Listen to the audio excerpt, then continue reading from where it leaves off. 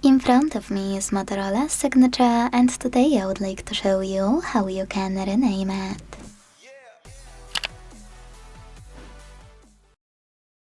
All you need to do is go into Settings and scroll to tap on About Phone section available here. Now tap on Device Name on the left and type in whatever you want to, like Sunny. When you're ready, hit OK and make sure to tap on OK in this pop-up about visibility.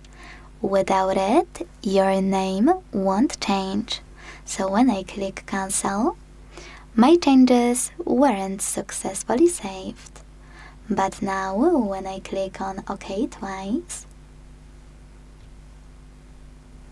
name of my Motorola has changed. Thanks so much for watching. If you enjoyed this video, leave a like, comment and subscribe. Bye!